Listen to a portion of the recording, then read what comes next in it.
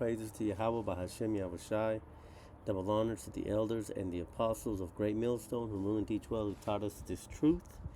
This is your brother Yashimai from the JMS Atlanta camp. I was watching one of the elders' video today, which he was going into how these other Israelite groups are surrounding themselves with the enemy, right? And who is our enemy? Esau, Edom, the self-proclaimed whites. They are at the forefront of our destruction. Going back to the transatlantic slave trade, them being the ones who owned the boats, and them being the ones that brought our brothers over here onto the fourth part of the world to be sold into slavery, man. And so what have our people done? They have now, just because a little bit of time has passed by, now they think that it's okay for them to go back and deal with their enemy. And the elder brought up a lot of good points in the video. If brothers haven't seen it, it's a good watch. But I wanted to go ahead and add my 2 cents into this. So I'm gonna play a couple seconds of the video, and then we'll pull up some scripture, and hopefully this is edifying unto the body. To teach the gospel for the lost sheep of the house of Israel. We don't give a fuck if an Edomite can understand. We don't want them to see what we teach, like inviting them in and have them come around and kick it with us, for a decent convo, respectful convo. Fuck you at the end of the day. You think we gonna do that?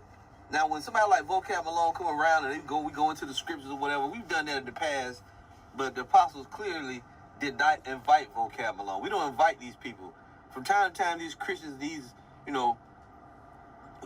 groups, they'll come in on us, and we don't have really no choice other than just kind of, I won't say it like that, but we just go ahead and deal with them in the scriptures and cut them up. But we ain't inviting motherfuckers to come, talk with us, visit with us. We ain't doing that shit, man. Okay? And that's really going off when you do that. You let them interview you and doing all that, man. No. Verse 10 again. Never trust thine enemy, for like his iron rusteth, so is his wickedness. And that's exactly what look, let's get Romans 15 verse 4 says, for whatsoever things were written aforetime were written for our learning, that we through patience and comfort of the scriptures might have hope. Man, everything in our scriptures are for our learning, man. And there are many times throughout the scriptures that we can see what happens whenever we try to join ourselves onto the wicked, man. I mean, even the scriptures, say, how can two walk together unless they agree, man? How is it that, we come into this truth and we separate ourselves from the world? We separate ourselves from our family members, our loved ones, our kids even.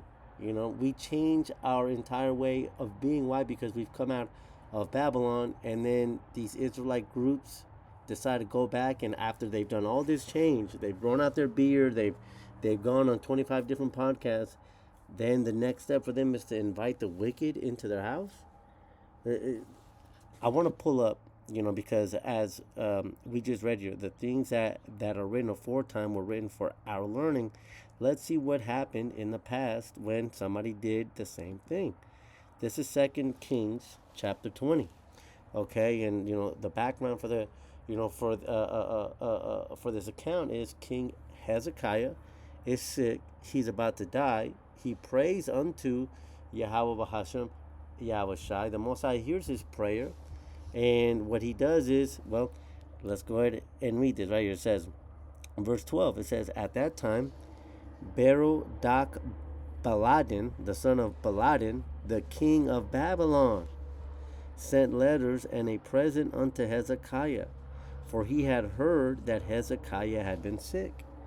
Verse 13, and Hezekiah hearkened unto them and showed them all the house of his precious things, the silver, the gold, the spices, the precious ointment, and all the house of his armor, and all that was found in his treasure. There was nothing in his house, nor in all his dominion, that Hezekiah showed them not. And when you go up, I'm not going to get the whole, account, just for time's sake, but, Hezekiah was sick until death, man. And that's reminiscent of us. Ezekiel, the 37th chapter, the Most High asked Ezekiel, can these bones live? And what was the response that Ezekiel gave? Lord, only thou knowest. Why? Because we were in such a dead state that Ezekiel, he didn't want to, he didn't know how to answer. Only thou knowest. And that's exactly how Hezekiah was. He was sick unto death. The Most High raised us up, right? Revelations 11, verse 11, right? And also Ezekiel, the 37th chapter. In that same chapter, the Spirit was breathed back unto those dead bones, okay? And now what? Now, now that, now that ISUPK has some kind of understanding, now they decide to go to the king of Babylon, which is, I mean, that this is spiritual, man, because we know that Babylon here, spiritual Babylon, this is America, and that's exactly what Captain Tazariak has done, man. He has invited the Babylonians into his, into his congregation, man. To watch them train. He's given them, breakdowns, and but let's see what comes to pass. Verse 14. Then came Isaiah the prophet unto King Hezekiah, and said unto them, What said these men, and from whence they came unto thee? And Hezekiah said, They are from a far country, even from Babylon. Verse 15. And he said, What have they seen in thine house? And Hezekiah answered, All the things that are in mine house have they seen. There is nothing among my treasures that I have not showed them. What sense does it make for Yahweh Bahashem Yahushai to heal us, to give us a spirit for us to then go into the enemy? Okay, because why did we need the healing in the first place? Because we were dead. Okay, now we understand that we were spiritually dead because Yahweh Bahashem Yahushai took that away from us, but at the hands of who? Who beat our heritage out of us? Who made it illegal for us, to speak Hebrew? And we see other accounts of this in the book of First Maccabees and also Second Maccabees, the 6th chapter, where it was illegal for one to even call himself, a Jew. Man, who beat our heritage? Who was the rod of Yahweh Bahashem Yahushai's anger? Isaiah the 10th chapter. O Assyrian, the rod of mine anger. It was these Edomites that were used to beat our heritage out of us. Why then would you invite these spiritual Babylonians to come into your temple? Okay? It doesn't make any sense, man. What's the scripture say? As a dog returning to his own vomit, man. What's the point? Let's see, it says, verse 16, And Isaiah said unto Hezekiah, Hear the word of Yahweh Bashem Yahushai. Behold, the days come that all that is in thine house, and that which thy fathers have laid up in store unto this day, shall be carried into Babylon. Nothing shall be left, saith Yahweh Bahashem Yahushai. And of thy sons that shall issue from thee, which thou shalt beget, shall they take away, and they shall be eunuchs in the palace of the king of Babylon, man. So, that's exactly what's coming for these people. Anybody that is inviting our enemies to come into their secret place, man, you're only inviting disaster. As the elder was going into, trust not thine enemy, man. These people are not here for us, man. Ecclesiastes 1 verse 9, the thing that has been is that which shall be, and that which is done is that which shall be done. There's nothing new under the sun. Just as our people were going, just as the king Hezekiah went off by inviting these Babylonians, man, our people are so simple that they do these things again, man.